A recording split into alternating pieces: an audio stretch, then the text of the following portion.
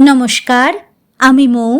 আজ আমি আপনাদের যে গল্প দুটি পাঠ করে শোনাব সে দুটি পল্লী কবি জসীমউদ্দিনের লেখা খুবই মজার গল্প, আটকলা এবং হেন তেন। আশা করি গল্প দুটি আপনাদের ভালো লাগবে। আর যদি আমার গল্প পাঠ আপনাদের একটুও ভালো লেগে থাকে তাহলে অবশ্যই আমার গল্প পাঠের সঙ্গে থাকবেন। ধন্যবাদ। আজ আপনাদের একটি কথা না জানালেই নয়। আপনাদের সুন্দর সুন্দর মনোমুগ্ধকর কমেন্টে আমি সত্যি আপ্লুত এবং অবশ্যই অনুপ্রাণিত। আপনাদের এমনতর কমেন্ট পেলে আমি আরও গল্প পাঠ করার জন্য অনুপ্রাণিত হই। এভাবে আমার গল্প পাঠের সঙ্গে থাকার জন্য আমি আপনাদের কাছে কৃতজ্ঞ। আশা করব আগামী দিনেও এভাবেই আপনারা আমার গল্প পাঠের সঙ্গে থাকবেন। শুরু করছি আমার আজকের প্রথম গল্প পাঠ, পল্লী কবি জসীমউদ্দিনের লেখা একটি খুব মজার গল্প, আটকলা।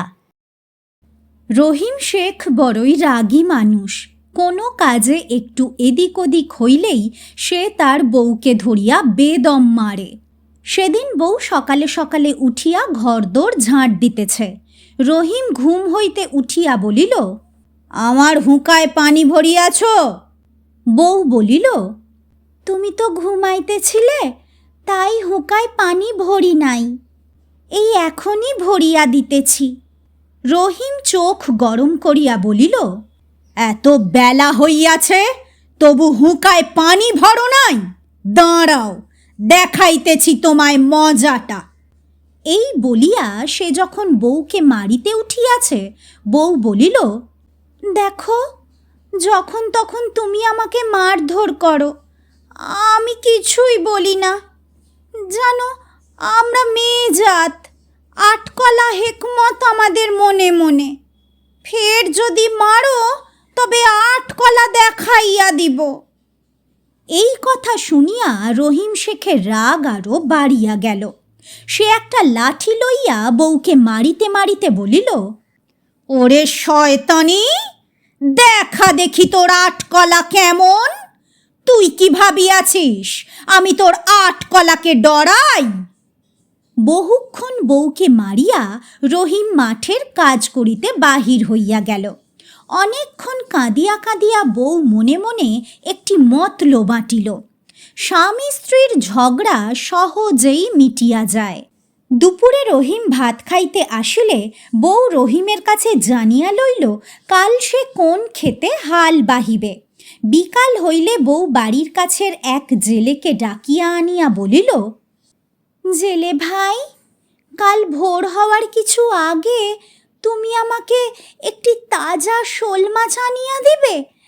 আমি তোমাকে 1 টাকা আগাম দিলাম, আরও যদি লাগে তাও দিব। শেষ রাতে আমি জাগিয়া খিড়কির দরজার সামনে দাঁড়াইয়া থাকিব, তখন তুমি গোপনে শোল মাছটি আমাকে দিয়া যাইবে। গ্রাম দেশে একটি শোল মাছের দাম বড় জোর 8 আনা। 1 টাকা পাইয়া জেলে মনের খুশিতে বাড়ি ফিরিল। সে এ পুকুরে জাল ফেলে, ও পুকুরে জাল ফেলে। কত ট্যাংরা, পুঁটি, পাবদা মাছ জালে আটকায়, কিন্তু শোল মাছ আর আটকায় না। রাত যখন শেষ হইয়া আসিয়াছে তখন সত্য সত্যই একটি শোল মাছ তাহার জালে ধরা পড়িল। তাড়াতাড়ি মনের খুশিতে সে মাছটি লইয়া রহিম শেখের বাড়ির খিড়কি দরজায় আসিল। বউ তো আগেই সেখানে আসিয়া দাঁড়াইয়া আছে।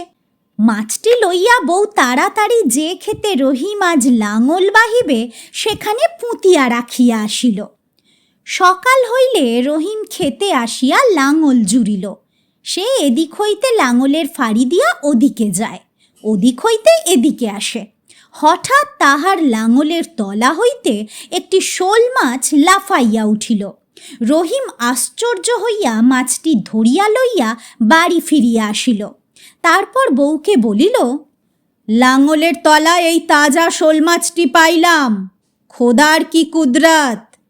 এই মাছের কিছুটা ভাজা করিবে আর কিছুটা তরকারি করিবে।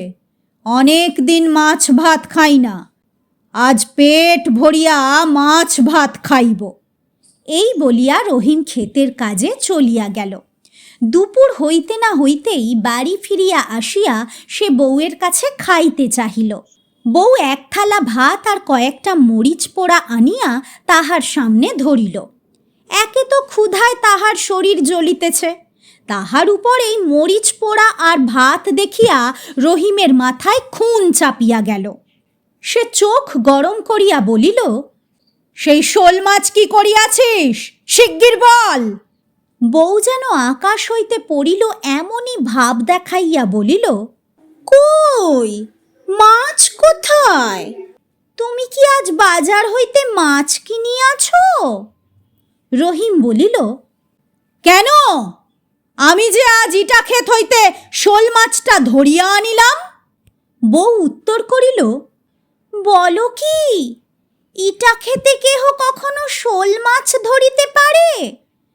কখন তুমি আমাকে শোল মাছ আনিয়া দিলে? তোমার কি মাথা খারাপ হইয়াছে? তখন রহিমের মাথায় রাগের আগুন জ্বলিতেছে। সে চিৎকার করিয়া উঠিল, ওরে শয়তানি, এমন মাছটা তুই নিজে রাঁধিয়া খাইয়া আমার জন্য রাখিয়াছিস মরিচ পোড়া আর ভাত? দেখাই তোর মজাটা। এই বলিয়া রহিম বউকে বেদম প্রহার করিতে লাগিল।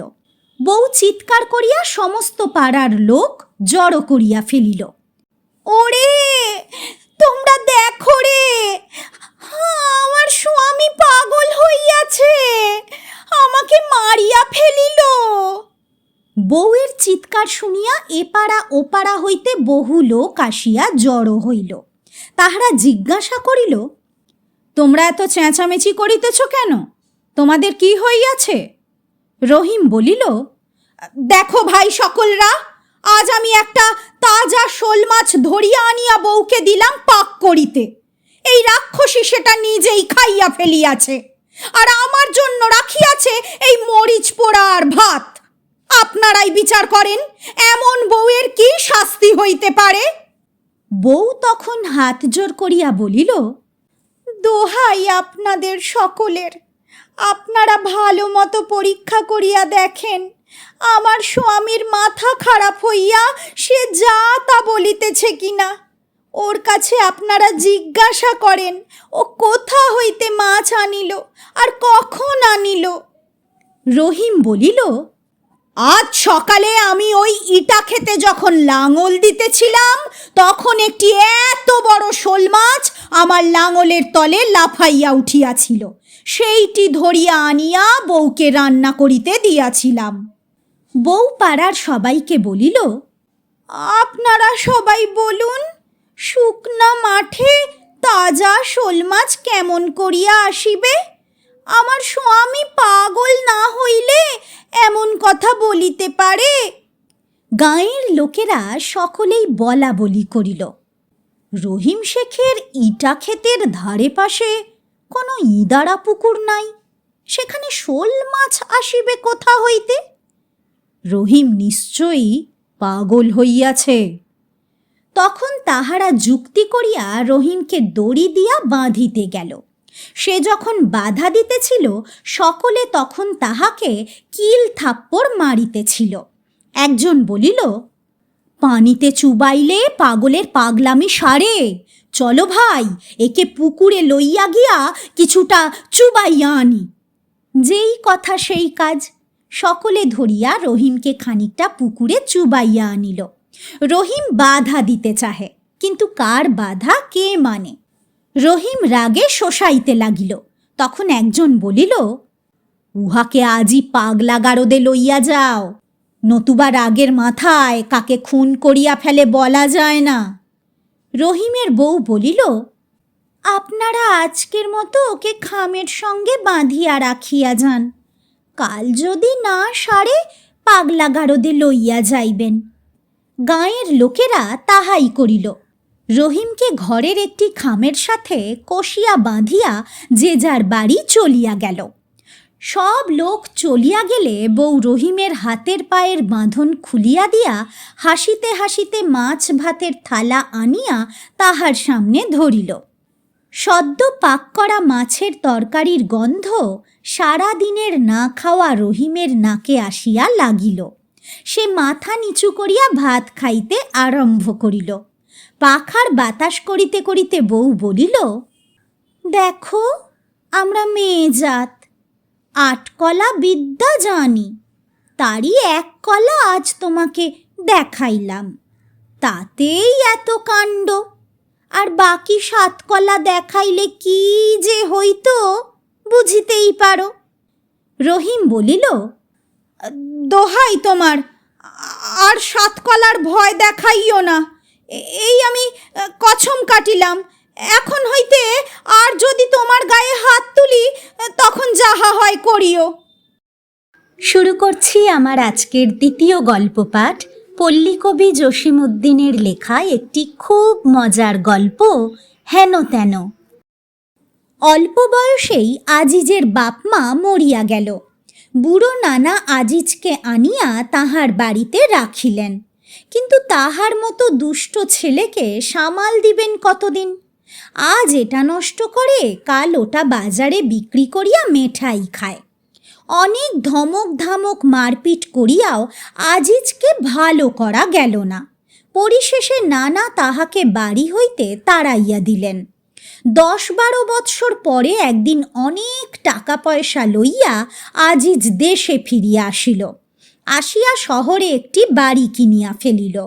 তারপর নানা নানির সঙ্গে দেখা করিতে আসিল। তাহার হাতে আংটি, ঘড়ি, পরনে দামি কাপড়। নানা নানি তো দেখিয়া অবাক। নানা জিজ্ঞাসা করিলেন, হ্যাঁ রে আজিজ, বিদেশে যাইয়া তুই এত টাকা পয়সা কামাই করিলি কি করিয়া? আজিজ উত্তর করিল, নানা, ওসব জিজ্ঞাসা করিবেন না, টাকা পয়সা উপার্জন করিয়াছি হেন তেন করিয়া।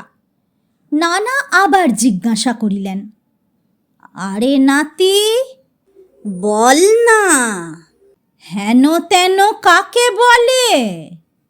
আজিজ বলিল, সে কথা আর একদিন বলিব নানা, আজ থাক। আজিজ চলিয়া গেল, কিন্তু নানার মনে কেবলই জাগে, হেন তেন কাকে বলে।